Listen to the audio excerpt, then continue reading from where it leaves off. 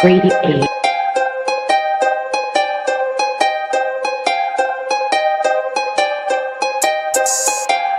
Hey, run that thing up.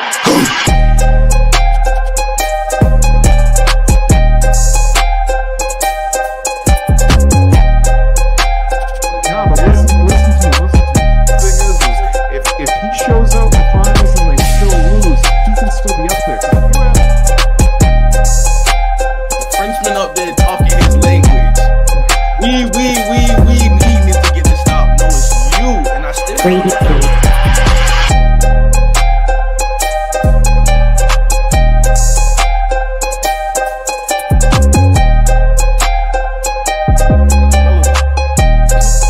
In the East, Philly zero. Yeah, and they got to stick around. And then beat each other.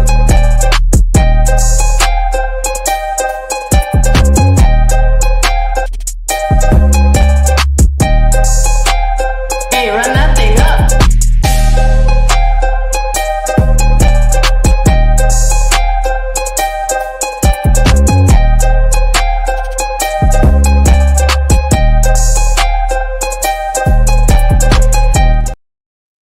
What's good, everybody? Welcome to another episode, YouTube family of the Grade A Show. How y'all doing today? I hope all is well. We are coming to you with an early preview of the playoffs, even though it started last night. We won't be here this weekend, so we're coming to you guys now, and we have a special appearance again. My guy Foji's back. Oh gosh, what's up, bro? How you doing, man? Musa Draco, what's good, y'all? How's everything, man? Chill. You good? I'm good, man. The Summer playoffs- vacation time. The playoffs is here. I'm a bit excited. I ain't gonna lie. Got some time to watch some games. But Ifoji, the fans in our YouTube family haven't seen you yet, man. So let us know what's going on with you, man. How's everything been? It's been good. I'm the host of All W No L's. I'm trying to make it the first flagship W show. Like I think W coverage is a bit performative nowadays. Like it's all about, just want to take pictures. A lot of the content creators, they want to take pictures with the girlies. They want to, they say all the performative things, all the Caitlin Clark, Angel Reese talk. Like it's all fluff. So what I've created is probably what I'm hoping to be the number one WNBA show on the planet. Like I know it's very exaggerated, but it's real coverage, it's real breakdowns, analysis. So I've just been working on that and subscribe to the YouTube channel, Cut the Deck TV. Let's just get the momentum going. That's been up to just trying to create the best WNBA show in the world. That's what's up, man. That's what's up. And y'all see the YouTube down below, man. All W No L's. Make sure y'all go subscribe to that channel, man. But nah, man, it ain't too far-fetched. Keep doing your thing, just like we here doing our thing, trying to grow, here supporting each other and doing what we gotta do. In the meantime, everybody tuning into the channel, continue to keep raising them likes up, continue to subscribe, continue to share. I don't want to get too deep into the Celtics. Can they repeat? We'll talk about that a little bit later in the show. But let's cover the games from last. Later. Let's cover the games from last night. The first playing games we had the Orlando Magic and the Atlanta Hawks. Man, Orlando ended up coming out on top big. I think Trae Young ended up getting ejected late in the game, but that was just all emotions involved and stuff like that, man. But how y'all feel about that matchup from last night? He was getting boxed up. That's what it was too. But I'll let y'all go first. I mean, Atlanta. What does Trey need? Like, what else does Trey have to do? For some reason, this team, they seem like the same team. Like, it's something about Orlando and Atlanta. They're, like, underrated in a sense, but Orlando's obviously way better. But, I mean, that the matchups are hard, man. Like, the matchups was something I was looking at. And just Trey, he needs help. Losing by what? 35 was not in my cards. That was not in the cards for me, Atlanta. So at least I thought it would have been a close game. But, man, I don't know, man. It's tough. It's tough for the A right now. Just no matter what they do for whatever reason, it's just tough. He said it's tough for the A. It's always tough for the A. Falcons, hey, Hawks. Draco, man, how you feeling about that game from last night? He wasn't ready for that level of officiating. That type of officiating going to be happening deep in the playoffs. Yeah, man. He wasn't ready for It's the different. Huh? That was so different. It's a difference. And technically, the playoffs started yesterday. He didn't adjust mentally. Everybody else adjusted. So, tough. What you got, Musa? Okay, so despite him being inefficient, he was actually outside of Kongwu. No one else really showed up efficiently on the offensive end. Orlando's defense really locked in that fourth quarter. I will say they had their way with them for the most part in that first half as well. Atlanta did really good in that third quarter. I think their biggest win in that game was the third quarter and them being able to cut the lead from double digits and even take the lead at one point. But I don't think Atlanta expected Cole Anthony to play the way he did offensively. He was the MVP last night's game, going 4 for 9 from 3, giving them 26 points, and playing great defense and getting others involved. Pablo did not have a good game either, but he did get to the line really well. Same for Trey. But this game really showed that how much Atlanta missed Jalen Johnson and someone I've been bigging up all season, who I believe would have been an all-star if he didn't get hurt and would have probably won most improved this year. I think Atlanta's in a good space overall as a team. Mm-hmm. It's just not having Jalen who's a 6'10" body who can stretch the floor, rebound, defend, who kind of helps Dyson on the back end. And they also didn't have Clint Capella either, who would have helped on their glass and defensive rim protection. So it's always around the margins. People think star players. It's always those guys around the margins that shape a game. So yeah, because Dyson didn't have the best offensive game, but I mean, he did everything else for you. 12 rebounds, 7 assists at the guard position. He tried to make it tough for France, but France being 6'10", being able to get downhill and move as fluid as he does for his size, it's not much you could really do. Right. So I don't have too much on that game. I had Orlando winning that game. I didn't think they was going to win that big. I'm more so looking on the future for Atlanta and what is going to be in store. Trae Young, he's not 30 yet, right? No. 26. So he's still young. So he still has time. Atlanta still has time to build around him properly, and hopefully he does. What's good, Lou? Atlanta does not have time, bro. Yeah, man. How long we been saying that, man? They got pieces though. But that's my thing. It's like they're trying to make the right moves, but they're not making the right moves at the same time. What's the right move? Keeping DeAndre Hunter. I guarantee that was the right move, but not the right move of getting rid of him. Gave him up for Karis LeVert, and I like Karis LeVert's game, and he fits well with the coaching staff and how the scheme fits. But him going 3 for 11, being a minus 26 is not going to help. You need impact players. I think impact, especially given the way Hunter's been playing this year offensively, along with him being a solid defender with his size. I think that's what was needed a lot in this game last night too. Is he better in Cleveland than Atlanta? I would say he's better in Atlanta as far as him getting more of the shots, but I think he will max out his. I'll say it. Put it this way: contract wise, he was better in Atlanta because he was able to score more. He's going to get the bag. Winning wise and scheme fit and long term success as a team, he's better fitted in Cleveland. Because he's the missing piece for Cleveland. It sounds like the way Atlanta should have maximized him is that you needed another heavyweight guy to take away some shots from DeAndre so he could just be at his best, knock down the corner 3, play defense, get some easy cuts. You know what I mean? I think Jalen Johnson. Yeah, that's who that's supposed to. So maybe it freed up some shine for him. But yeah, I mean it's pretty simple that he could hide his weaknesses and He can hide his weaknesses. And funny enough, Rich Paul was saying when he had Michael Kidd-Gilchrist, he wanted to send him to the Warriors because he couldn't shoot at the time. So what he wanted to do was get his player in a situation where he could just get cuts, play defense, and let everybody else hide his weaknesses. So was that the 2011 draft? I believe so. With AD, whatever draft AD was in. Yeah. So and Austin Rivers, okay. Because I'm trying to think, what was that Warriors team like at that? I mean, I'm sure that they could shoot, but he didn't have to shoot. It was 2012. Yeah, that is 2012. So, but all in all, yeah, I guess it's good for DeAndre if he could just hide his deficiencies and just play simple basketball because you got Donovan Mitchell and DG and for sure. Yeah, I agree. Mobley. So just go play your game. Just play winning basketball. That's the draft where they got Draymond in the second round, 2012.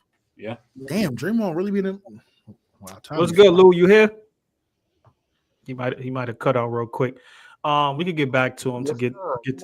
Yeah. You here, Lou?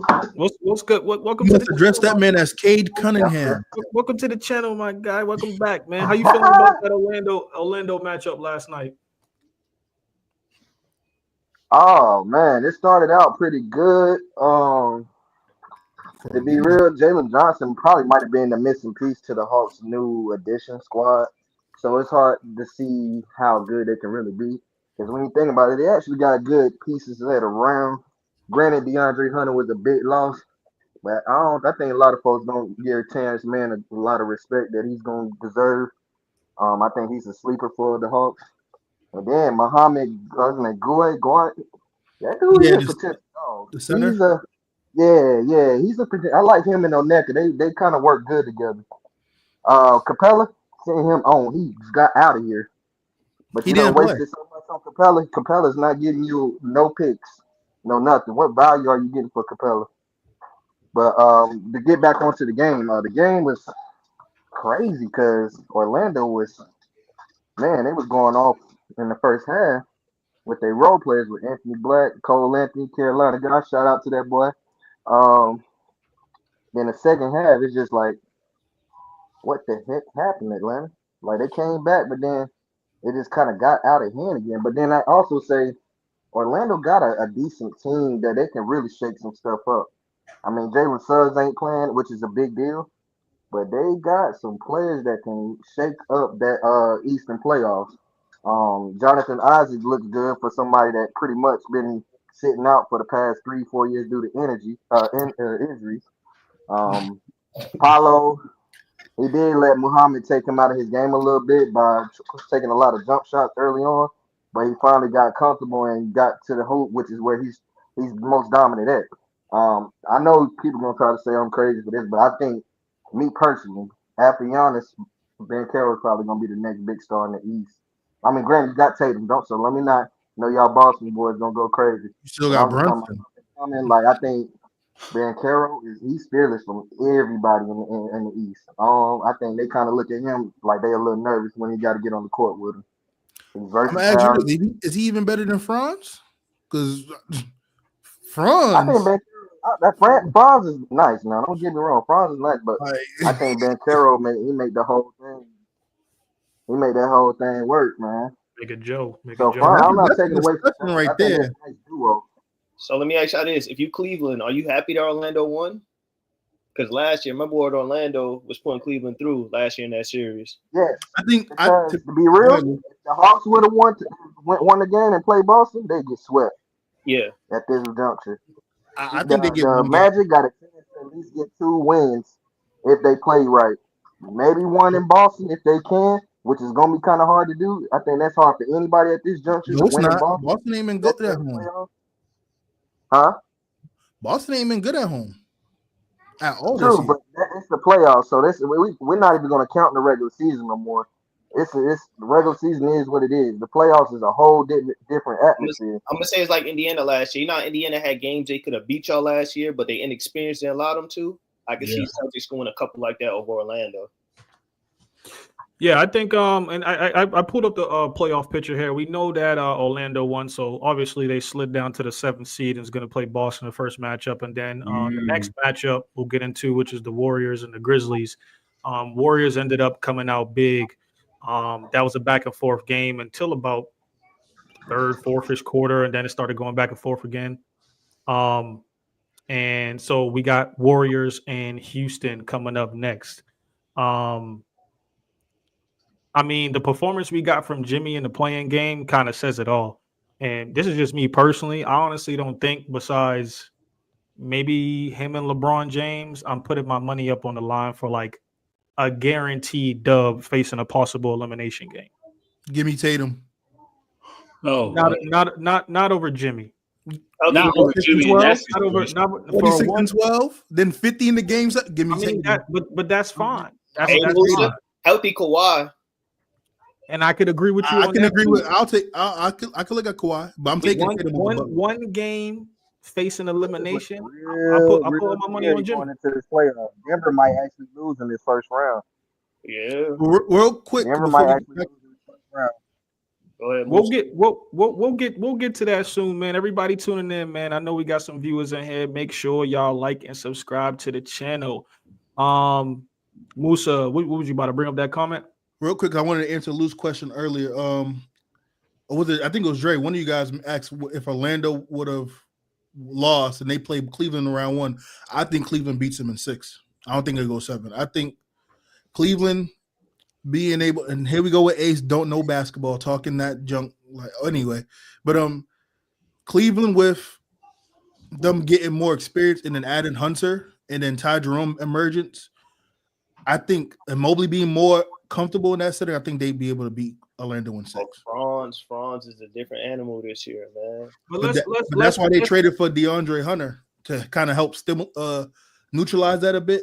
He's gonna make it tough for him. I'm not saying he's gonna like keep him under his average. And keep in mind, if Franz did anything besides just breathe in Game 7, they probably would have won that game more than likely. So I think Cleveland would have still had a good chance in 6 maybe against them. I also think KCP does a little better in the playoffs than he did in the play-in. I think that might. I hope so. He ain't been good all year. So yeah, thank you. That will be the time. That will be definitely the time. Let's get to the Warriors and the Grizzlies matchup from yesterday. How y'all feeling about that? They are now facing the Houston Rockets in the first round of the playoffs. It ain't gonna be easy, man. That was a good game last night, regardless on everything. But I think Ja Morant turning his ankle changed the trajectory of Memphis in a sense because he wasn't as aggressive as he usually is. Because Ja's main asset is the ability to jump off 2 and make a play. Get to the rim, yeah. Get to the rim. And you can clearly see he rolled that right ankle so bad, bro. You can't tell me he ain't got a grapefruit on his foot after that game. But they still, and then Edie, I don't like how Edie is 7'4", but still plays under the rim. That right there doesn't sit well with me. You got Jimmy Butler on you, who's 6'7", and you got Draymond, who's 6'8", and you're still getting your shot blocked by Gary Payton II. That block by Payton was that. I'm not really looking too much into that. That was the last end of the half. He was behind him. He didn't see him. Clearly has a height advantage over the whole team. You're supposed to at least have 20 and 10. Yeah, but that man's still getting his feet wet in the NBA, man. Got to give him a little bit of time, He get used to the game. You know what I'm saying? Get used to having that height and being in the game and knowing how to control. I feel that. But at some point, that dog that got to come in. If you was a dog, you wouldn't have to say, "Oh, he just got to give him some time."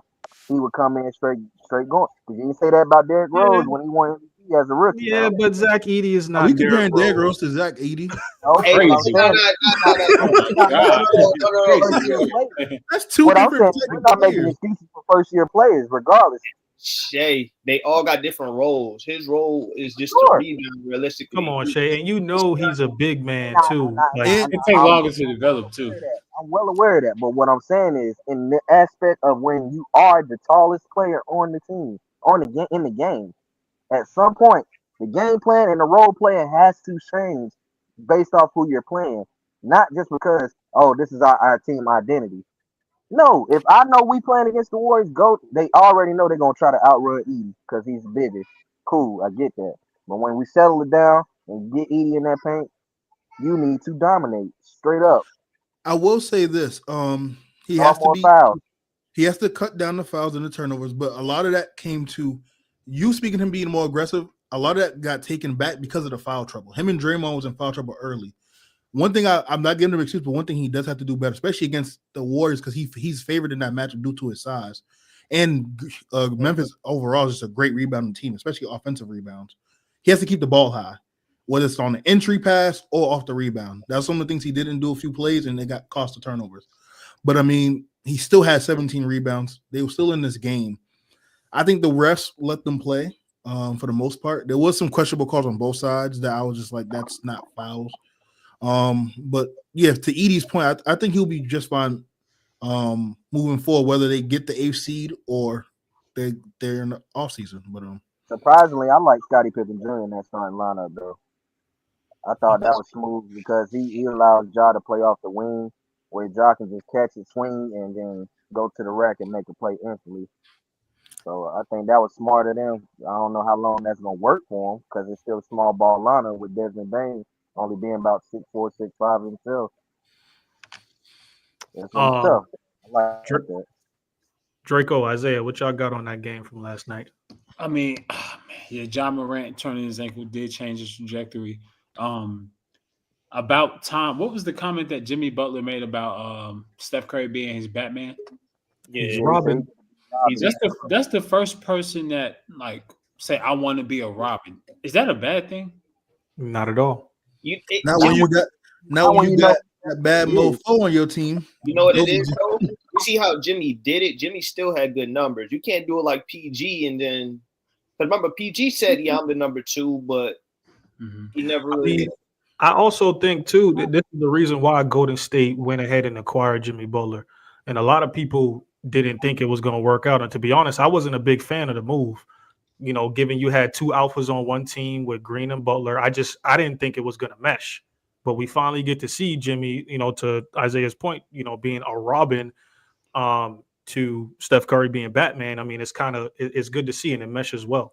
I wish more players leaned into that. Because it sounds like you're taking a step back and you're settling, but it's like, I know I'm strong in this situation, in this position, when eyes are on him. You know what I mean? I don't know. I just wish more players lean I mean, the man still had, 36, 37 last night? I was about to get to that because Draco mentioned Paul George, and that's one of the reasons why I kept saying this Jimmy and Golden State will work.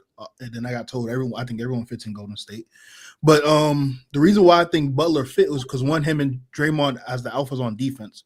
People look at just the physical, what they bring to the team, but it's the IQ, why I thought they would fit perfectly around Steph. Then why Jimmy fits so perfect in the role, whether it's Batman or Robin, is because how his play style is. He had 37, 38 points, but he gets to the line a lot. He's always been known to get to the foul line. So that slows the game down, especially when you're using the minutes with Curry off the court. He went to the line, 14 times that game last night? Curry went 13 times. That's 20. That's almost half their free throws alone, just between those 2 players alone. He said Jimmy played with a watered down Steph. I guess Tyler Hero's comparison to that, so we knew it wouldn't work. Ain't this the same ace I said? I think everyone fits in the Golden State. That's what Jimmy fits. You can't call that man a watered down Tyler Hero. That's crazy. Tyler Hero, though, that's kind of no disrespect to Tyler Hero, but come on, you could do a little bit better. Yeah, I guess he was saying his go-to option wasn't as strong as Steph. Basically. I mean, because he was the go-to option. That's the difference. I wouldn't compare the two. Jimmy was the number 1 in Miami. He's clearly not going to be number 1 in Golden State. But even a lot of those key moments, Harold was hurt when it mattered most too. Yeah, but watered down, you know. I'm dismissing that. I ain't gonna hold you. Watered down. Where was Kuminga though? Kuminga? Oh, I'll let you take. That was my thing. Kuminga's out. He's leaving. He's hurt, or are they sitting him off? Because it seemed like it might be political more than anything. It is. That can be because he wants. They might be shipping him off this summer. You want money that I'm not. You want money I'm not willing to pay you. Simple as that. Right. So why would we play you? Therefore, you can up your value. We're not going to let you get the money. Real quick, how much was it they offered him? The extension. 150. He wanted like 224. They offered him like 150 or something like that. They gave him 150. Put that comment back up. He wanted 220. I mean, clearly, Ace is just being trolling. Ace, if you don't go back to work, he was right. But my thing is this, right? Was nothing wrong with that contract. The extension they gave him was decent. It's just I think he looked at his peers and what he was supposed to have and wanted more. Oh, brother, it's an IQ thing. He's talented as all get out. He doesn't know how to. You know, it's easy. He could be a imagine Iggy works on Atlanta. Yeah, he would fit in Atlanta, but imagine but Iggy. Why mess him over though? Why not just let him go to Miami though? Because to what you just mentioned, why not include him in the Miami trade if you're not going to play him or if you pay him? He's too valuable. Miami probably would. They know they're trying to hold him off because they know the value, and if they don't pay him, he's not going to get the money he's looking for, and then they could probably move him for something more. They can get more than what. That's when you're doing a disservice to the player as well. Like, granted, it's supposed to be what's best for both sides. It ain't business, man. Shay, you know it ain't about the players at the end of the day. That's the business. Listen, why would we put you in a situation to where we don't get the most out of it. No, I would. No, I hold his ass on the bench too. You wait. So he needed 200. Is he a 200 player right now? Which I don't know. I don't think he was going to get 200 million. You know? I mean, given what the market's doing, he's gonna definitely get close to it. Okay, but I ask you this: no, that's a typical extension. If OG Anunoby can get 200, why can't JK? He's not OG. OG doesn't. And OG ain't really worth. I mean, hey, look, OG ain't worth 212. No. Nah. I know y'all. He just got it. In this market, I ain't gonna lie. He just got it. The market is, I guess, the Knicks is a bigger market with a higher tax breaking order, like tax stuff. Yeah. Yes, in the Knicks, he's worth that. Anywhere else, no. He might be worth more depending on where he go. I know y'all. I don't take away from his OG. game. I just think I'm with you, OG. I just think from an injury history standpoint, I'm not paying $212 million for that. So what would you pay to have someone who could shoot 40% from three and guard the best player and generate you 20 to 30 points without asking for the ball and stopping the star players and disrupting egos? As like the fourth option. I'm gonna pay you like you're the fourth option. I'm gonna pay you that fourth option money. Anunoby, I compare Anunoby to out the door. He like the Trevor Ariza. He could be a Trevor Ariza for a good team where you do exactly what's needed for your team. I think he's better than Trevor Ariza. Yeah, me too. Yeah, he's better than Trevor Ariza. But that's what I'm saying. His role that what he brings to each team is kind of like a Trevor Ariza type. You're going to guard one of the best players, but you're also going to hit the open shot that when we kick it to you. And you're going to cut numbers called. Who just got an extension, Drew or Derek White? What was Drew? They both did. Yeah, they both got an extension. Drew got 4 years, 135. Well, Boston was cashing out. Okay. Yeah. They did that on purpose. And Derek White got 4 years, 126. They did all that right before they sold the team. They was doing that purposely. I didn't even peep that. And to be honest, Boston might have to give up one of those two pieces. Drew gone. because of the cap. Not OG could have got that.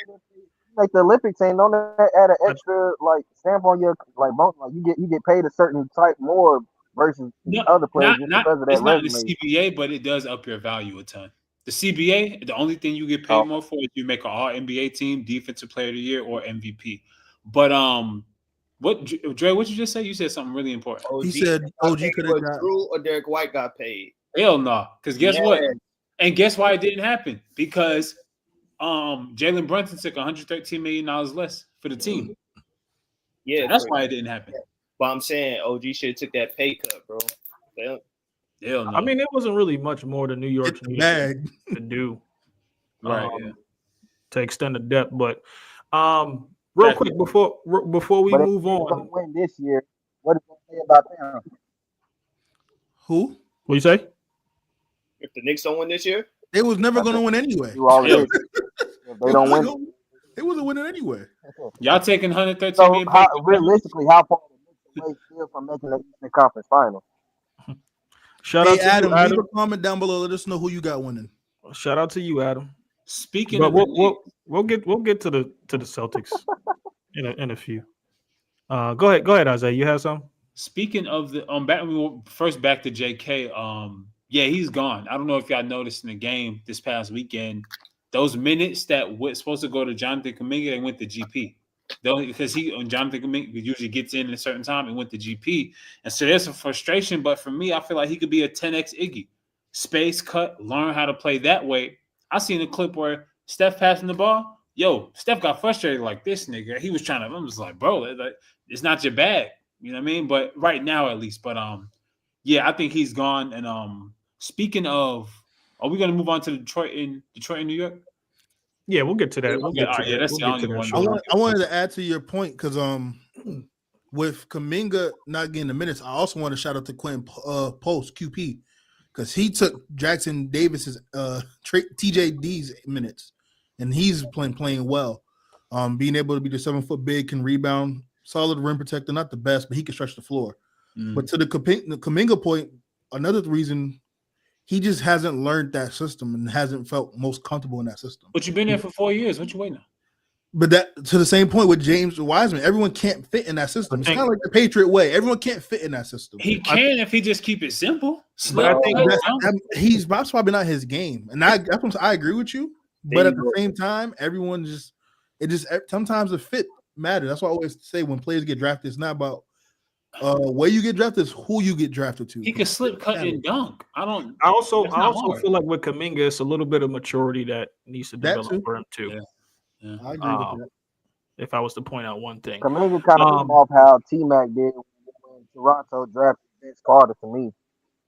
He wants to. He couldn't wants to take like. it. He had be to back. kind of just fly.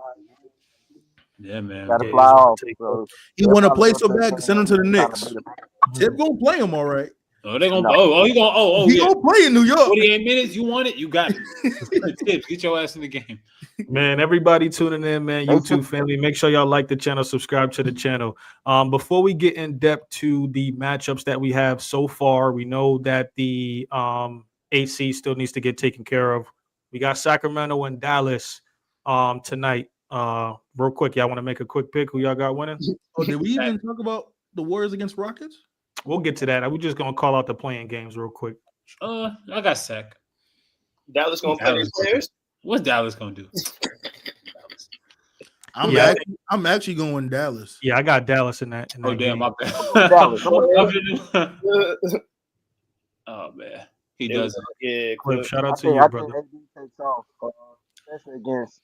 Well, but then so AD has a struggle with Sabonis as he always had with the Lakers, but it's kind of different now because he got help with. You got Derek Lively playing the center now, and then you got Gafford coming off the bench. So that's why I think Dallas will probably take it over Sacramento this time. AD has always struggled with Sabonis by himself because AD's had to play the 5.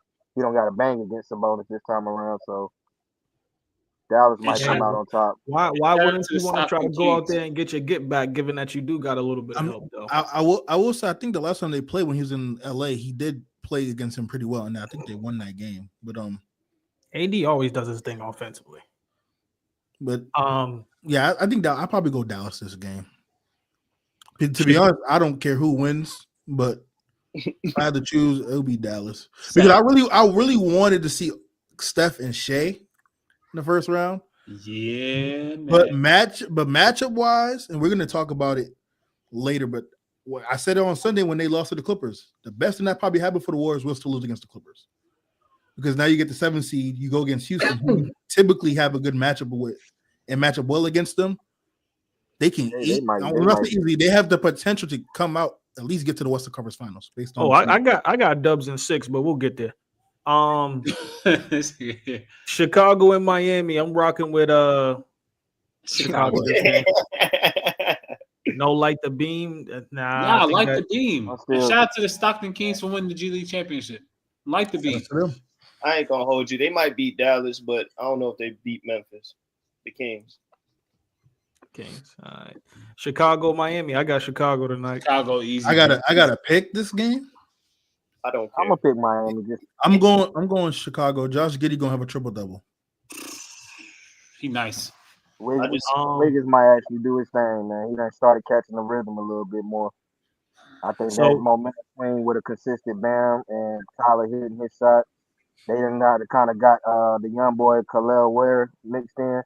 I don't know if y'all seen the whole thing with Jaime Jaquez though, but supposedly he got a little situation going on with Spoelstra's ex-wife, so that's why his minutes been downside. None of my business. You know, this is breaking news to me.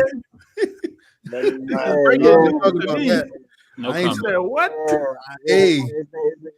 It's been out there. I don't know if it's real or not, but it's been out there that the ex-wife was basically liking some of his pictures and all that, and started following him, and then he eventually followed her back and all of that.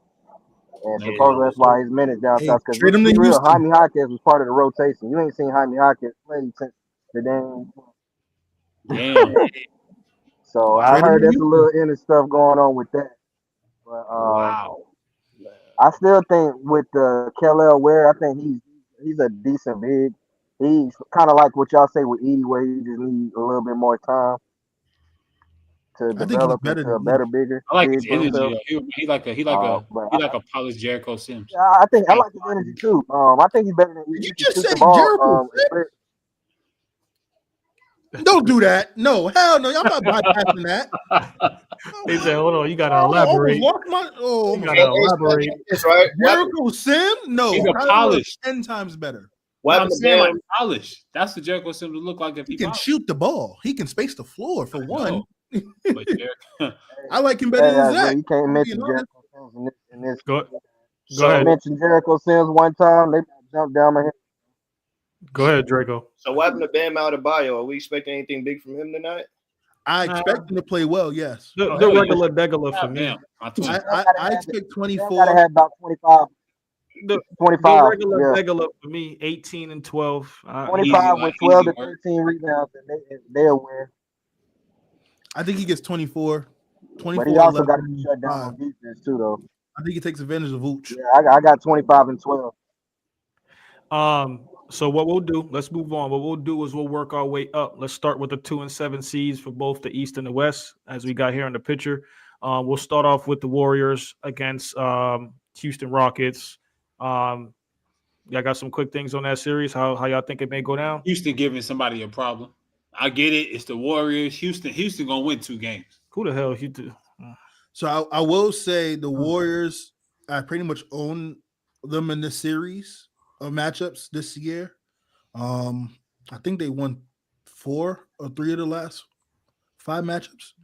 So they had their number. Oh, my bad, Mookie. Go ahead. I would probably lean Warriors in 7. I'll say 7. I think it's going to be a long, slow burn series because I think Houston's defense not nothing to play with. Yeah, But the reason why I see Houston winning more than 1 game, but that would be crazy if the Dubs. I wouldn't be surprised, but it's going to take Jimmy Butler to average about 30, and that performance you last night, he's not doing that every night. I'm sorry, he's not. He's going to be around the 20 to 24 range, I believe. But I think Houston's going to give him problems, but I think Golden State's IQ and experience is going to be the key, and I think they win in 7. I see this being like a Sacramento Golden State series a few years back in that first round matchup. But if Houston's offense is clicking, this might be a quick series. I'm not going to lie to you. It might be a quick series. What you mean by quick series? Maybe 5. Who wins? Rockets? Yes, maybe. Oh, see. If the offense is clicking, because the defense is going to be there. Oh, of course, yeah. So that's always been their problem is the offense being consistent and then Sengun just not turning the ball over in key moments. If Buddy Hield gets a tweaking, I could see it. I ain't gonna lie. Yeah, that's why I said Dubs in 5. I wouldn't be surprised if the Butler's probably going to average like 26, 30 maybe. Hill's going to have to go off, but I think Houston's defense being the way it is, I just think it's likely. Clips, you say no to that, but you got Dubs in 5? But that's a little biased, obviously. I say Amin Thompson gonna probably be the biggest difference in that series. His defensive obviously awareness. we know what he brings defensively, so that's what I'm saying. His defense awareness, he's probably gonna guard Steph, and we've seen lately Steph does a lot of dumb turnovers for no apparent reason, and in clutch moments too, he does turn the ball over a lot. And I feel like somebody's gonna play up on Steph, but the man is gonna be kind of like in that passing lane because he does very well.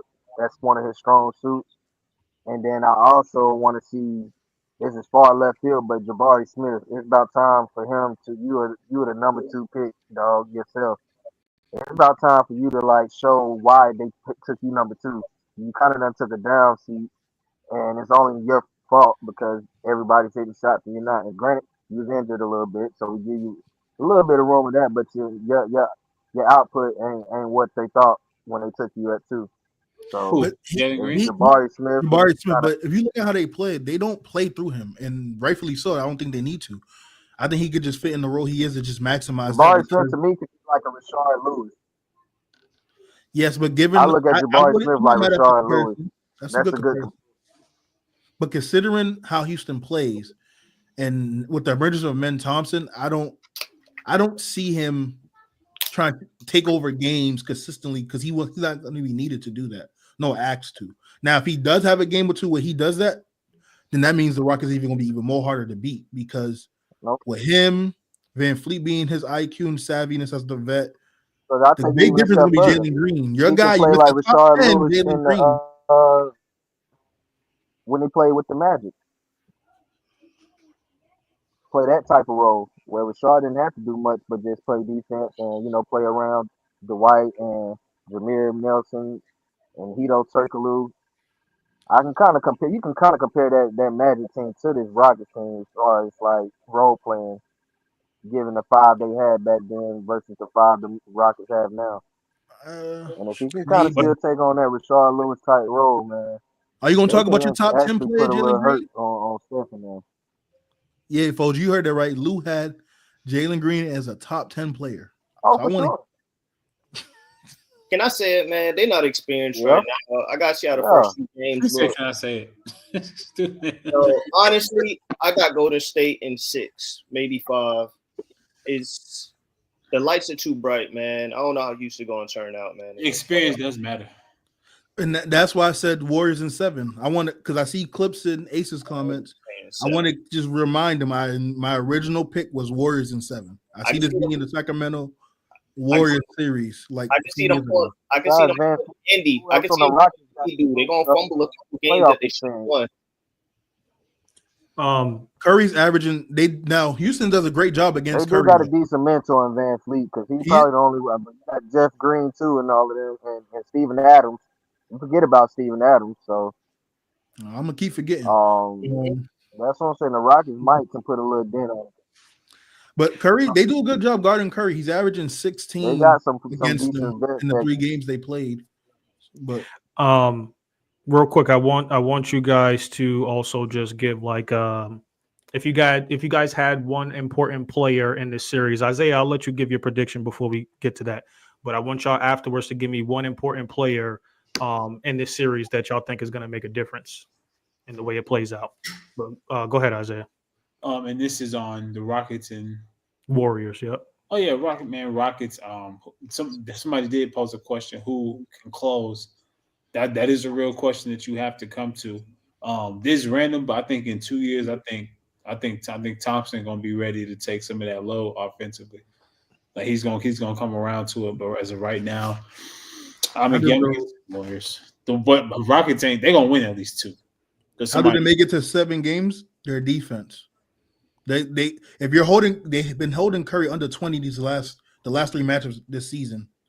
I believe you're not going to get, like I said earlier, you're not getting 37 from Jimmy the whole series. He might give you a 30, 32-point game, but that's not going to happen. Outside, if those two are not clicking on cylinders, who's the next man up on Golden State to score? And if they can keep Golden State under 110, 100, their chances of winning that game is very, very high. And they have the defense prowess with the coaching and Ime Udoka to do that. That's why they've been one of the best defenses in the league all year. What was Golden State ranked defensively this year? Wasn't they one of the better defensive teams this year too? To start the season, yes, and then they took a dip, and then they've been pretty good in the month of March, or since they had Jimmy Butler. Yes. So, man, to me, this series comes down to I'll say Sengun. Whether you could get the Warriors in foul trouble, get to the line early in the bonus, and then with the Warriors, Buddy Hield or Podinski can make a big impact. Because we know what the other two going to give you. It's just who's going to be that third scorer. Yeah. So it's everything. It sounds like that this can go 7 games. Yeah, I got Dubs in 5. I won't be surprised if we go 6. My biggest, I think, difference maker will be Draymond Green. As long as he controls himself, has composure during the games, stays disciplined. Sengun is a liability, defensively. So take advantage and create mismatches. Golden State will be fine. I'm gonna say this slowly because Ace probably didn't have good connection where he at. I said if the Rockets are clicking on offense, the way their defense has been all year, especially against the Warriors, they have a potential to finish the series off quickly in 5. But my overall stance is Warriors in 7. So there's no which is it. My stance has always been Warriors in 7. I'm just playing devil's advocate. Clip said, I'm sorry, but y'all can talk about defense so much, but can't no one in Houston can close a game. You're right. Jalen Green, Yeah, I'm wait, gonna yeah. say Sengun potentially. But they for have sure. they haven't done it yet, so I agree with you on that point, Clips. They haven't But done it. I don't think I'm just Houston. saying if they have a chance to. I don't think Houston is we're not giving the ball to one person like we do with JT or like we do with Stephen Curry or like we did with Jimmy Butler in Miami. Houston is not that type of team. But the thing is, right, beginning of the season, I remember Sengun, it was a big time situation. He just turned the ball over. That's what we never seen them in a situation where they just closed. Like they took the win Against Boston. against Ben Boston. Thompson in the Garden. But He that was closed. yeah. But I'm That was for the win. sit here and say that. Go ahead. I'm not gonna sit here and say Ben Thompson. I'm looking at him to close out every No. night. I'm not saying that either. I'm just saying. I'm just Draco saying asked the question. I gave an example. Yeah. Because he said we haven't seen them done it. I gave an example of when they done it.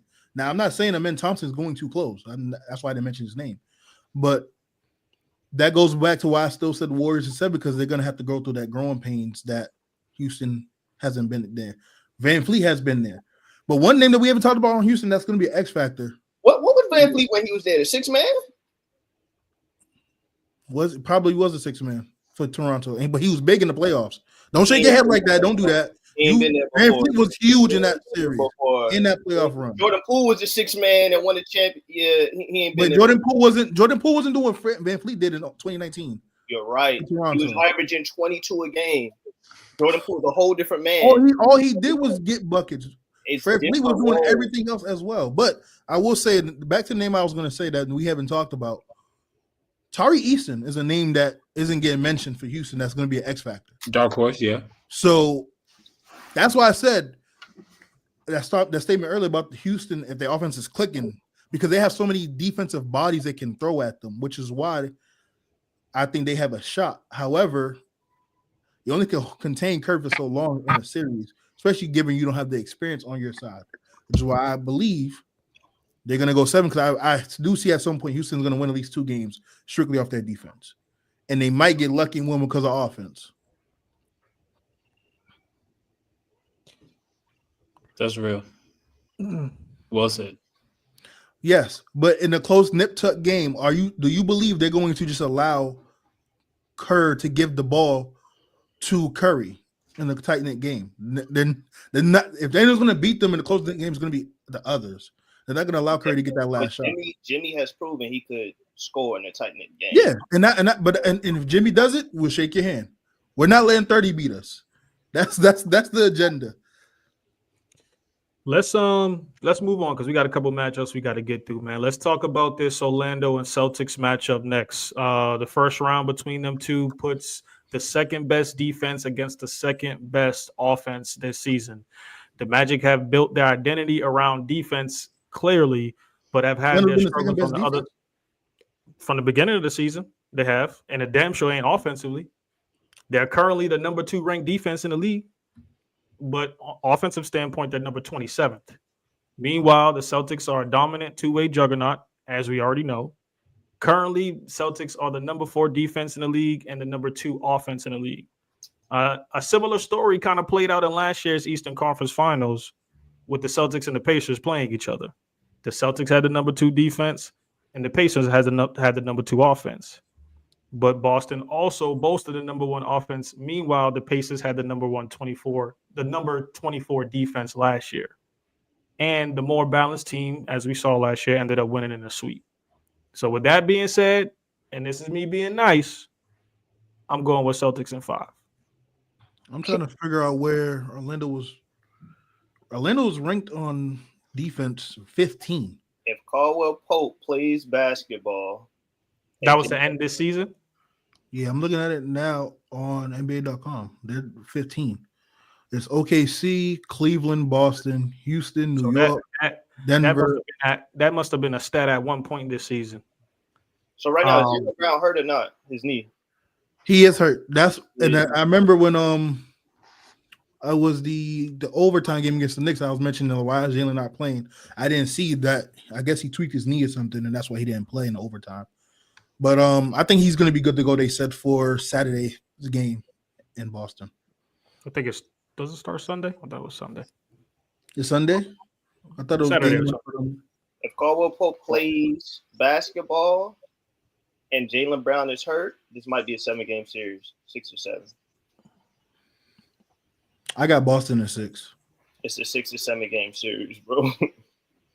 Because Brown, even like a lingering pain, I feel like isn't good for the long run. So I was probably sit him 1 game, so probably 6 or 7. I think, and I'll let the rest of you guys go. I think for me, if I had a difference maker in that series, for the Magic's favor, I think it's going to be Wendell Carter Jr., in my opinion. And I think, I mean, you laugh, but you got to understand, Draco had Wendell on his fantasy teams a lot. oh, So I've had him too. I know. And this is what I was going to say. I said, health. I mean, listen, health has worked in his favor this season. If he could body up, move his feet, defend well on the switches, stay out of foul trouble, he can make the series a difference by maybe 2 games. That's a lot to ask, bro. I would say Jonathan Isaac or Cole Anthony. I wish Jalen Suggs was healthy. Then it'll be a better series. But the way Boston plays offense, they attack the bigs all day, and they play from the perimeter. So I think this, you brought up a perfect, Jonathan Isaac. I think with him too, as long as their bigs can move their feet, play aggressive, body up Boston's Tatum's, the Browns, the Whites on the offensive perimeter, I think they can make it a tough game. We already know what happens with Boston once you rough them up a bit, and the refs on your side too. I will say, overall team stats, they were 15th. When you look at specifically defensive rating, they were 2nd. But okay, so you take how you will with defensive rating, offensive ratings, because that stuff can be skewed. But it was just I brought it up because it was a similar scenario to what they dealt with last year with Indiana, from an offensive standpoint, and then Boston defensively. But they're one of the better defensive rebounding teams percentage-wise, though. I will say that. They're top 10 in that as well. And they're top in steals. What you got on that series, Draco? I'll take Celtics. Experience gonna win. Lou, what you got? Lou froze? Like he posing. I'm gonna say probably Celtics. Yeah, Celtics. I say Celtics in 6. Isaiah, who you rocking with? Celtics. They might pull a sweep off, but I'm just saying I want my Magic at least 1 or 2 games just to show progress. But Celtics, that's it. I will say, I said it last year, and I know. Go ahead, Lou. For Celtics to the point where they probably go straight to the Eastern Conference Finals and probably. I will say this. Like, them 2 losses might humble the Celtics going into this next series after they win again. I will say, I said it last year, and I'll say it again. Despite the teams being a little bit different, Orlando was one of the teams I always said had posed the biggest threat because of their size. With Paulo being 6'10", Franz 6'10", Isaac being 6'10", they have size on that wing spot, and that's going to be key for us. The biggest thing is, can Porzingis stay healthy enough to kind of give us the balance for that, because they don't have an answer for Porzingis. I think the guard play is going to be the biggest for Orlando, because they're going to have to match at least the same intensity that Derek White and Drew's going to bring, and Pritchard. That is the Cole Anthony's. I don't see Cole Anthony give you 26 just throughout the series. Anthony Black is going to have to show up big. He has the size to be a good defender, so he's going to have to be big for them. But all in all, I think Boston's ability to knock down the 3 is going to be their biggest benefit in this series. However, if Orlando's going to have a chance to win this series, it's going to be stopping that 3-point line and hoping Boston's going to have one of those slump games, which I expect Boston to have one of those slump games from 3. The amount of shots they take from 3 and how they play, they're bound to have a couple games where they don't shoot it well, and there's going to be some games where they just lights out from the 3. So, Isaiah, what you say you had Celtics? Yeah, Celtics. Sam Hauser. I will, if I'm the Celtics, I'm using this chance. I mean, once you get up, now get your back end guys some minutes and start getting them running, getting them developed a bit, because you just never know what can happen in the series. Somebody go down. You want some of your back end roster to at least be able to come in there and supplement somehow. Oh, and I got Pat Bev. I got Pat Bev as well. Yeah, I was gonna say same here. Dog walk his ass. And a one-on-one, yeah. Let's move it up a notch, fellas. We got to pull up that list. Who we Knicks got? and Pistons. Knicks and Pistons. Real quick, I got Knicks winning that series. Honestly, I don't have a player to that's going to be an X factor for me. It's honestly a coach, and I'm going with Thibodeau. I don't, the Knicks goes as far as Tibbs pounds on them. He's a coach known for running his players into the ground, but given this is a first round series, I still got the Knicks, but Detroit's going to put up a fight. Make sure we clip that one.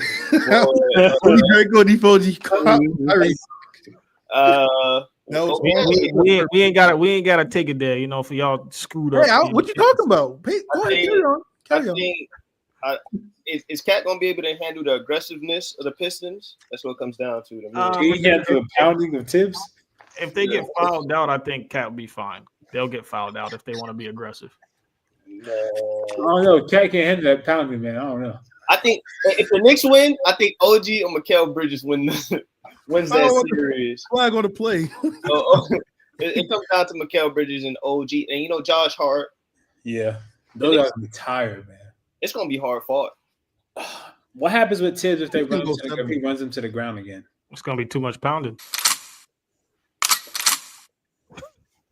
Hey yo, I will say this. I don't think he's gonna be able to come back. I will say I don't think he's gonna be able to come back this series. But if they were to make it to the second round, Jaden Ivey might be able to play second round. He's been doing on court stuff. It's been reported a couple weeks ago. I think it was reported. But I think they're gonna kind of slow dance with that. So I wouldn't hold my breath on that. But and Detroit gonna win 2 games. Cade, off of strength of Cade, I'm actually gonna because his averages against them is kind of ridiculous. He's been having his way against. I get Cade most improved player. No, he's number 1 pick. Thank you. I'm gonna say because what he's doing this year, he's supposed to do this. Given to what their record was last year. But again, that's what I was about to say. And he upped his play. Like, let's be real. I also think he could have done this last year had he had a proper roster. Games last year. If he had the proper roster, and more importantly, if he had a coach that actually wanted to coach in Detroit, because we can't bypass that. Monty Williams did not want to coach in Detroit. They begged him to coach. He said at the press conference, it's going to get a lot worse before it gets better. He said that. He was playing Killian Hayes over Jaden Ivey. What happened? Please, let's not forget this. So I believe what Cade is doing this year is phenomenal. I think we would have saw glimpses of something similar to this last year if he had a better roster around him and spacing. Someone that should get most improved is someone that actually improved all around high statistically. Someone like Norman Powell would have got if he was eligible, because he's not eligible no more due to the games played. Zubac is one that I would look at. Trey Murphy has been another one I would have looked at had he been. I don't think he played enough games either. Jalen Johnson would have been my lock also. So but to your point, they're going to give Cade the award. But I'm with kind of Ifoji with the thought process behind the most improved award. Being a number 1 is kind of expected to do this. Understandable. Can I ask a question? Do you feel like it's good for certain players that they say only 29% of the players in the NBA played all 65 games? So this is totally off topic, and we're not going to stay on this too long. But who do you think is a dark horse to make an all-NBA team? And what that also means is you could be subpar, and just because everybody didn't play 65 games, you make all-NBA. Now they got to pay you 30% of the team salary cap. So I'm glad you asked that question. I actually have our spreadsheet to where we did our all-NBA list. Now, personally, I have to look it back up, but I will make some edits because I got to look at the games played. Did Norman Powell play 65 games? No. If he would have played, he would have been my most improved lock and easy. Yeah, he would have got a third team. They had to pay him some money though. That's he averaged 20. He was the leading scorer in the Clippers, and they were top 5 seed. Boy, at the time they were. They weren't now, but yeah, Norman Powell would have been my lock. But I have the list up. We had also the defensive teams on this list as well. I told you, but and if you want, I can show the spreadsheet page. So I'll just. Yeah, don't see the all NBA because I'm thinking. I got you. I ain't at pace. I didn't mean to go too off topic. You good? While Moose is pulling that up, did y'all give y'all picks on that series? C's, I'm gonna go Knicks. Knicks. Yeah, Knicks. Oh, wait, it's showing. Why is it showing? Oh, it has yours showing first. Okay. There it Yeah, is. Knicks easy. Real quick, Cade against the Knicks this season, 31, 8-5. Damn. Like I said, he's been owning the Knicks all year. And his shooting splits, if you want the shooting splits, he's on 50, 56, 52, 80% from the free throw line. What he got from three? 80 from 3, 52%. Oh my gosh. In two of those 4 games he took at least 8 attempts. Damn. He didn't take less than 4 attempts in the matchups. So for those, because people look at 80% from the 52% from the 3-point line, but he's probably taking 2, 3 threes. No, he's taking at least 4. So like I said, 30, 31, 8 and 5. But again, I believe some of those games OG didn't play. Mikal on his defense. People still think Mikel's on Phoenix for his defense. Mikel ain't been good on defense since he left Phoenix. Watch the tape. He went to Brooklyn and had to be more of an offensive player. He hasn't been good. So hey, so right now, right, looking at this All NBA first team, right, who's not making it because of 65 games? Oh, they all. I think this is locked. Oh, so we okay then? Shoot, it ain't like no scrub is gonna make it in. The only person when me and Mike was talking about it, and then I think we talked about it with Lou at one point. Yeah. The only person that we thought could make an argument for first team outside of Donovan Mitchell would have been Cade. And I ain't gonna lie. After Lou brought it up, I really thought about it. I was like, but I'm saying though, right? Based off what y'all said with the 65 games thing, the 29%, there's not gonna be nobody that's undeserving that gets in there. Okay, I feel you. I thought it was gonna be somebody. No, nobody. Pay me 185 million. Because even so, right? Let's say they slip James Harden in there, you might be like, oh well, okay. He'd probably be on my third team. I'm not even gonna lie. People gonna probably poo-poo on it, but he's been relatively good most of the season outside of the first month. Halliburton can easily make a third team. Hey, I don't care. Long as you make all NBA. Halliburton's been playing like an all NBA player outside of the first month of the season. And if you look at Jaren Jackson, he's been good for most of the season. He had a slump last month.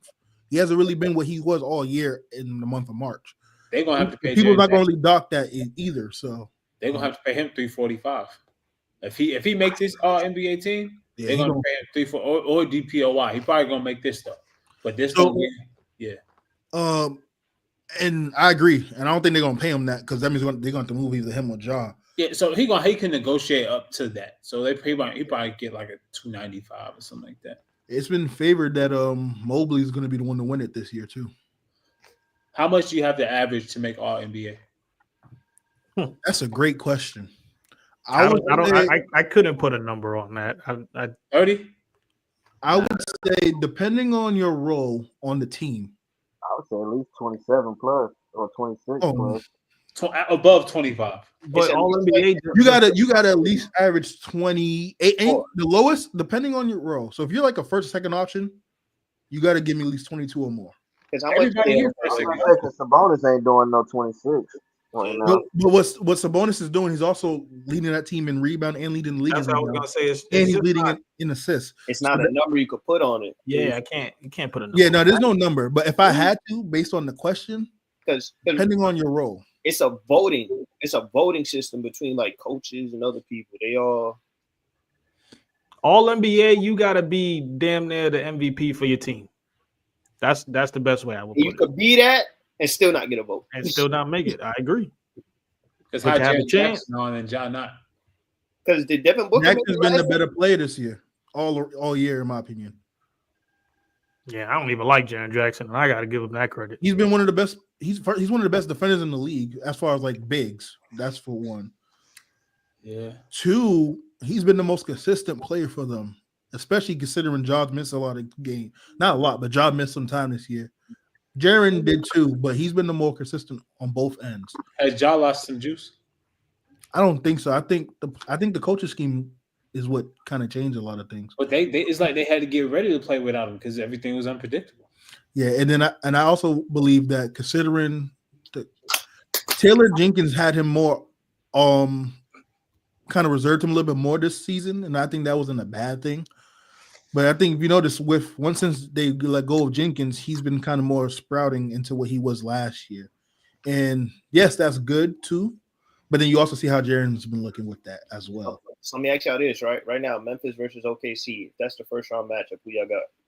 I got OKC in OKC. 5, maybe 6. That's not Hold on. You said what? OKC going Isaiah 5, Joe?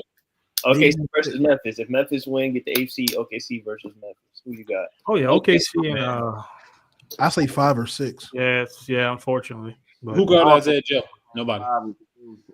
Man, who gonna be able to score in that? Can I say this since we brought up OKC? Mark Daigneault is the best Coach of the year. adjustment. I would have given Coach of the year. I think I would give it. He just got it last year. I'll give it to JB. I'll give it to JB, in my opinion. But Mark Daigneault is one of the best adjusting coaches in the league. His ability this season, and I think this is one of the reasons you can make an argument for him to me, Coach of the year, is for this what I'm about to say. For him to have Chet miss time when they was on the hot run they did to start the season. Then you had Hartenstein didn't start until late in the season. You was playing J-Dub at the 5. At the 5. And you still was one of the best defenses in the league by a wide margin. In fact, they was going to try to be one of the best in history with him at the 5 also. Then you make the adjustment where you were struggling on offense to score against the zone. You then adjust to that. Now you're one of the best teams against zone, and you're already good against man. Like all the adjustments he's made with that team this year, with all the injuries, Caruso been in and out. He's one of the best coaches in the league when it comes to adjustments. So I want to give him his props for that. And for that reason, with the team, they're going to beat Memphis or whoever they play in 5 to 6 games. Well, if they play Sacramento or Dallas, it's going to be probably 4 or 5. But Memphis, I'll say 5 or 6. Let's get to the matchup with the Lakers and the Warriors. I mean, Lakers and Minnesota. Timberwolves and Lakers? My apologies. Lakers and Wolves. I got Wolves, man. I'm torn on this. I'm so torn on this. I got Lakers in 7. Wolves in 6 and for MVP, man. What we talking about, bro? Hey, Ant already had to slay one of his favorite Giants in the KD last year. He might have to do the same against Braun. I got Lakers in 5. Hell no. 5? Crazy. Hey, who gonna guard Ant? One game? I'm trying to see who gonna guard Ant, man. Wow. Who gonna guard Ant? That offense is not consistent though. No, their offense has been really good since Randle came back. I'm starting with Austin Reeves on him. On who? I wish you. Anthony Edwards. Austin Reeves and I'm not going to put LeBron on him. Stop. I'm not on it. You want to? Vando. You can have Vando. Vando and Dorian Finney-Smith gonna probably be more. Off of switches, but I think both they ass out the gate. I think they're gonna have AR on them. Hey, y'all gonna get 30. Y'all Mike Conley. What was the last playoff Randall's turned up in? When the last time we seen Randall in the playoffs? Well, he was hurt last year, so the year before. That's who JK turned into. That's what he's gonna be. Julius Randle, and that's a good thing. Don't nobody want to I play will with. say this: since Randall came back from injury, the Wolves have been really, really good offensively and defensively, which is why they went on the run they did, and they was able to get the seeding they got. I will say because of the matchups, Randall can really take advantage in this game in this series because they don't have a legit big. Once you get rid of Jackson Hayes, and with them playing small ball, you could put Randall at the 5. You could have McDaniels and whoever else you want to put out there. I believe he can be that second fiddle scoring wise. Because Randall gonna have to deal with Rui. So what happens? I think he handles Rui. What happens? I think Rui pulls him out the paint though with the corner shot. So, but what happens when LeBron's on him? You play through Ant. You play through Ant. I mean, Braun's gonna have his moments, but let's not like Braun is gonna be all world on defense. That's why I think you come out the gate with Dorian Finney-Smith on him because Ant's gonna force his shots regardless if it's a bad shot or a good shot. Leighton, he looks off folks to make sure he gets his shot up. And that's what I was gonna say. I mean, Lakers might make it. They need to make it a smart move to have Ant Edwards force to try to get 30. Dorian Finney-Smith is gonna have to probably start off on that, man. I think this series can go 7. I think, yeah, still go 7 games and, either way. and the biggest thing is Slim McDaniels. That's a sleeper too. And Braun in that groin is something to watch out for. Like that And then groin. I'm also looking forward to see how Minnesota adjusts to guarding Luka, even though he's on a different team, different scheme. There's no adjustment. I will see. I really do. I really hope that's the Luka case. gonna get his. Foul trouble in the first 5 minutes. I really hope that's going to be the case. I would like to think, and you guys can agree, disagree, that when it comes to offensive scheme sets, JJ Redick is better than Jason Kidd when it comes to scheming the offense around for Luka to get on and off the ball shots. Because of that, I think Luka's going to be able to kind of get easier shots, and then he won't have to be as drained come the fourth quarter. But I will say Finch is going to attack Luka, and he's going to attack Reeves. And then if Jackson Hayes is in foul trouble, you don't have a legit big outside of that. Which you can play Trey Jamison because you're not playing Alex Len. I can tell you that right now. He's not playing. So because of that, that's why I think it can go 7 because now it opens up the lanes for Ant, Daniels, and Randall. And if Conley and I don't know if Dillingham gets any playing minutes, but Nikhil Alexander, Dante DiVincenzo, those guys. Who, by the way, Luka's first POA is probably going to be Daniels and Nikhil, who I believe is going to go 7. I won't be surprised if the Wolves win the series. I wouldn't be surprised. End of this series, y'all going to be like, Randall did not do enough. I'm telling you. Don't have faith. You have to see it to believe it. Let's get to He might have a good series. I'm not banking on him to be worldly, but 19 to 22, 8 and 4, 5 on good shooting splits. Yeah, but Randall's gonna have a bad game. I mean, everyone has bad games. Maybe two. Everyone has bad games. Maybe 3. No, I don't expect. See, I disagree with 2. Well, not 2. Depending if they go 7 games, then yeah, he probably have 2 bad games, maybe 3. But I don't expect it because of the matchup. Again, they don't have no front court depth, so Randall's gonna be able to get to the rim and put pressure on the rim, and he's pretty solid at making that read on the kick out. And if the Kill's making shots and DiVincenzo's, who I think is going to be the X factor as the third scorer, Lakers are going to have some trouble. Man, Julius Randle is a black hole. Once that hole open, that shit ain't closing. He gonna keep demanding the ball, bro. Y'all wanna pause on me? I call pause off rip, but I'm telling you let yours marinate. I don't give a damn what pause is. He gonna marinate. It's crazy. Damn. Yeah. Puffy butter is crazy. Randall is gonna get that series. I'm talking about black holes. I need Michael Conley gonna have to take over. There's no way you Drago, there's no way with a straight face. You talk about how Randall's a black hole. You know, Michael Conley. You mentioned Michael Conley as the savior. Say real Have quick, you seen Mike Conley this year? That's when Michael Conley's gonna have to run the offense in clutch moments. Thank you. He's gonna have to. When they get time and they start going back and forth, he's gonna have to get that ball. Just like yo, because Michael Conley involved, that could change the series a lot.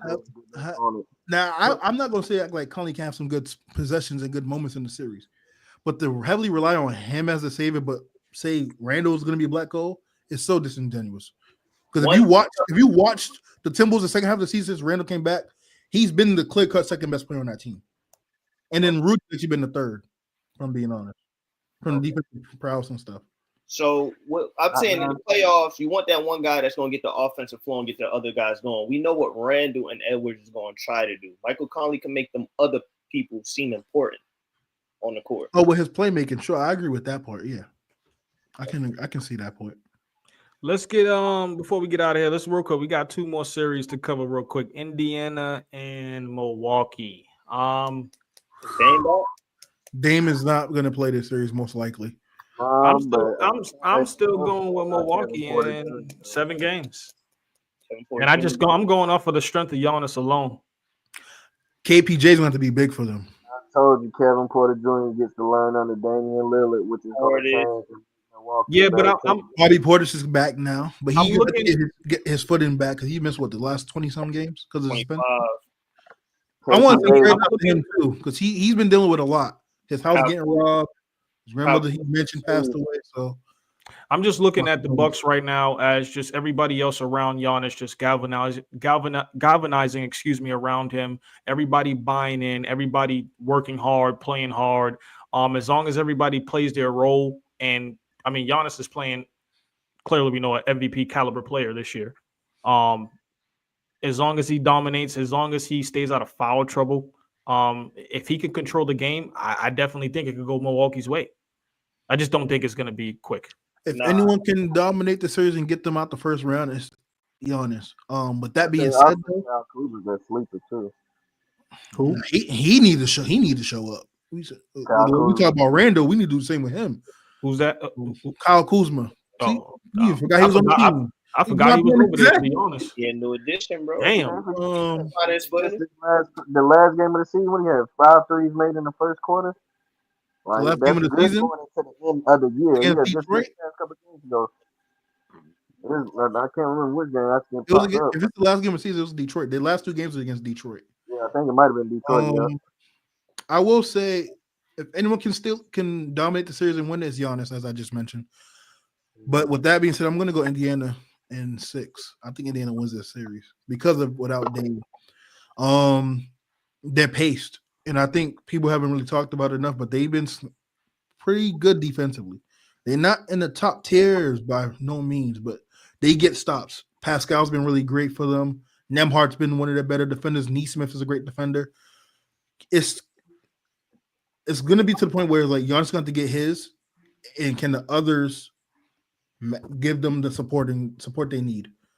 I'm not gonna lie. I like Indiana matchup better with Cleveland than I do with Milwaukee, but I think Milwaukee's gonna win. Won't be surprised. The one common difference in this series is coaching. That's why Indiana has the advantage. Oh yeah, go to 7. Carlisle. What are we talking about here? Yeah, but I mean, Rivers just said he wanted credit for being up 3-1 and still losing those series. What are we talking about? At the same time, Doc Rivers has been a liability the last couple of years. I'm not putting them solely to blame on him. We talk about the two ugly chicks. Getting out coached. That's why Indiana's probably going to win this series, and that's when Giannis probably going to threaten the league. You talking about Rivers being out coached? Carlisle's in the same tier as him. I agree. It wasn't until last year he hasn't won a series since last year. Since what? So when I look at it that way, I mean, it's a battle of two ugly chicks. The battle of the mids. In the coaching, I'm talking about coaching. I ain't talking about the team. I'm talking about the coaching. Based on your preference on how you view Doc Rivers. Well, have y'all noticed that Doc got Rondo on his coaching staff down there? So he probably been helping mentoring some KPJ and them as well. Oh, so yeah, I don't think he's officially on their staff, but he's been there helping. Yeah, I definitely seen that. Okay. So that's going down. He's been there for a couple months now. That's what's up. Draco, you made your pick? If Dame come back, Milwaukee. If not, Indy. Lou, who you had? Even with the coaching, I'm still gonna go with Milwaukee because I like KPJ. I said when they made that trade for him, that was one of the good things for KPJ because now he get the floor. He learned under Hardy for a good part of the season, which is something he kind of needed. Both are lefties, both kind of play the same position, and he kind of seen it from a different perspective, which is why it worked for Hardy and implemented into his own little style of play, which is why it's showing up for Milwaukee going into this playoffs. So I'm big on KPJ, and I'm gonna go with Milwaukee. Yeah, Giannis, like I said, Giannis is going to get his. I mean, in the season series, he's averaging 30, 12, and 7.5. So, like, he's going to get his. It's just can the others help when it matters most? Or if Carlisle, would he try to neutralize Giannis to the best ability and force the others to win the series? It should be a good series, though, nonetheless. It's going to be a physical one, though, I believe. And last but not least, we got Denver and Clippers. I'm going with the Clippers with this one. I ain't really like too fond of Denver this year. Jokic is going to do his thing. Jamal Murray, I guess we'll see. I'm hoping that he brings out his A game this series. But with Kawhi being back, James Harden and him has been clicking the last couple of months. Zubac, I think, is going to give. I'm not going to say he's going to sit here and stop Jokic at all, but I mean he's going up and up with him throughout the whole game. Ooh, they're gonna throw Ben Simmons in there on them too. Please So, do not play Ben and Amir Coffee. Please don't play them. I got Clippers in that series though. At this point, I've been trying to hold on with you, Dre, but at this point, Ben and offensively, but he's still an elite defensive player. No, he's just been awful. Ben don't have to shoot at all. He is fine where he's at. He could just situation. Ben has been terrible this year, especially when he's been with the Clippers.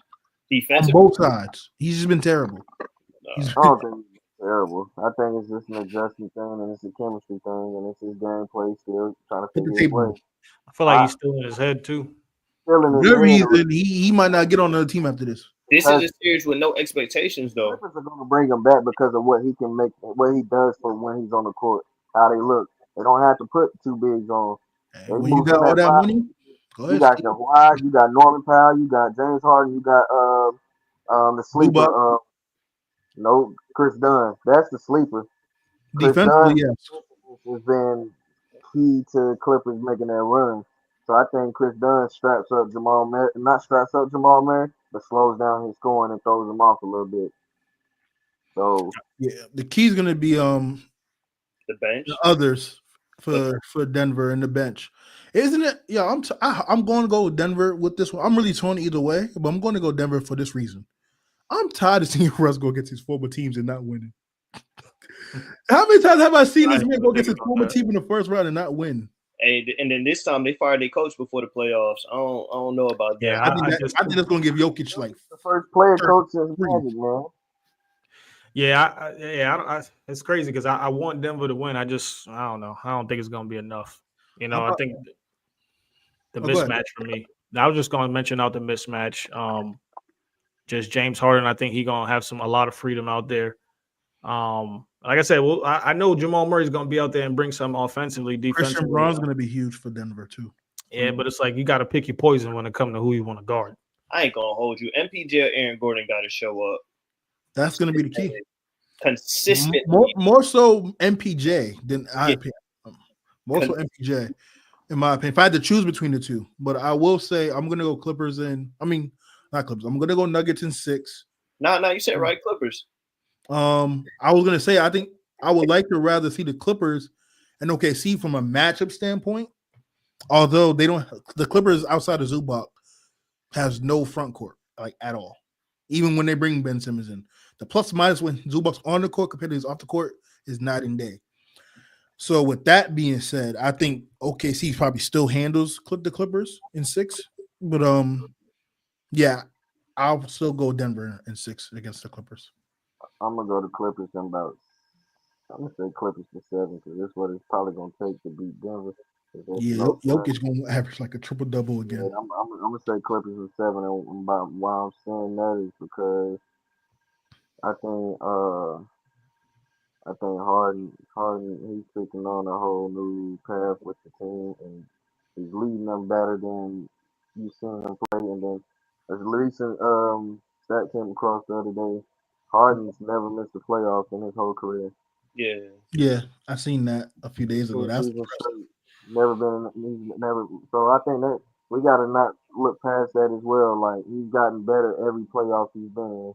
Granted, even if he didn't come, most of them. Let's just keep real. He has his downs, something like everybody else. But Harden's been the most part. Been consistent. He's been at least 25. He disappears when it matters most.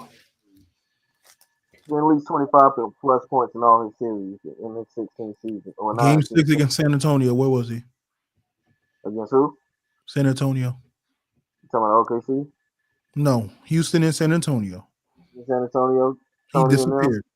Yeah, we're not going to go down a rabbit hole, though. Yeah, I was like, we could go down the list. We're going to go down there. But I think Harden does a better job at leading it. And like you said, getting rid of Russell and Paul George.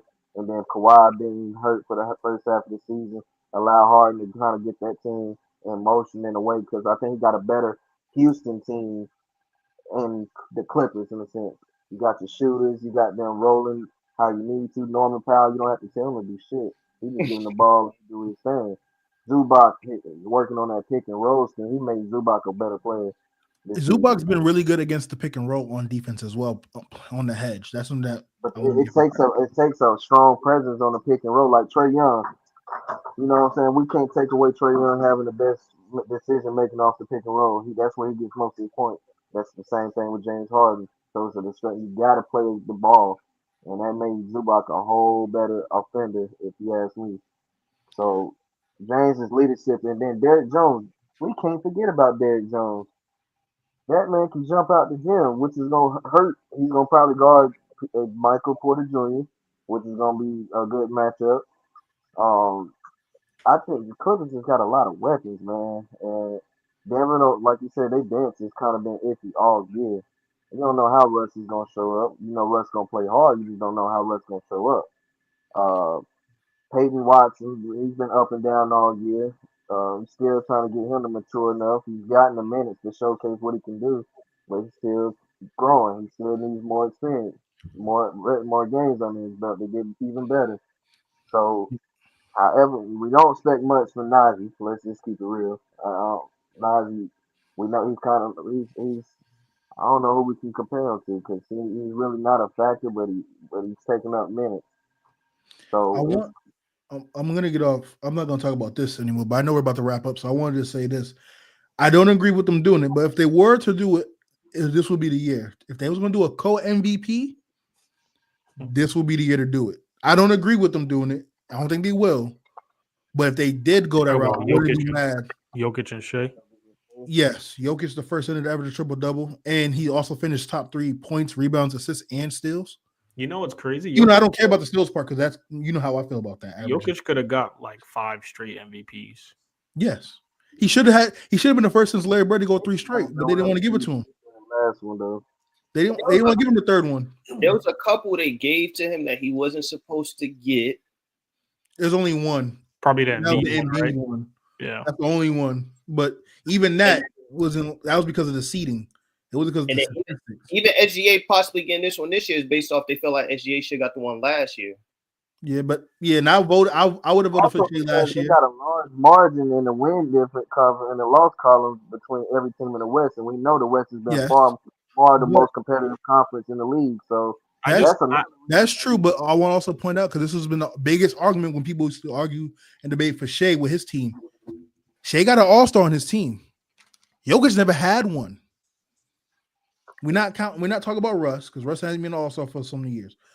Since Jokic has been Jokic, he has yet to have an all-star player on his team. Shea got one now with all the defense around him too. So I mean, yeah, I believe he should have gotten 3 in a row, but I'm not mad that he didn't. Does he care about getting this one this year? No, he got enough of those. So, but I mean, the average triple-double at the center position. And then the finish top 3 in those stats I'm listed off, assists, rebounds, points, steals. It's like for someone that they talk about his defense, even though again, you guys know me, I don't take the average in steals to heart. But it's still impressive nonetheless for him. But what Shea's doing to finish that, the efficiency he's doing at the rim as a guard is elite. Like they did 50% at the rim. So I mean, 32 points, I can't knock that either. So, nah, not at all, not at all. Well, that's gonna wrap up today's show. We thank everybody, YouTube family, for tuning in today. Definitely continue to leave likes, continue to subscribe, continue to share the channel, and help us grow. We have a show coming up, I believe, this Sunday for the wrestling podcast. No, we have the show tomorrow. Oh, tomorrow, okay. Yeah. Okay. For those who was waiting on it, Sunday we had to reschedule due to some unfortunate situations, but yes, we'll be live tomorrow at 6. All right, make sure y'all tune into that. We won't be here this Saturday. This is why we had this episode tonight. Y'all enjoy the first couple games of the playoffs, and we will see y'all soon. Stay tuned for that mock draft coming up for the NFL next week. Also, we're gonna have an episode for that coming up. Peace.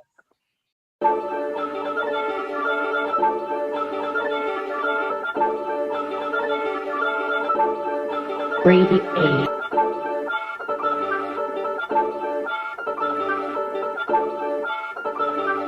Hey, run that thing up.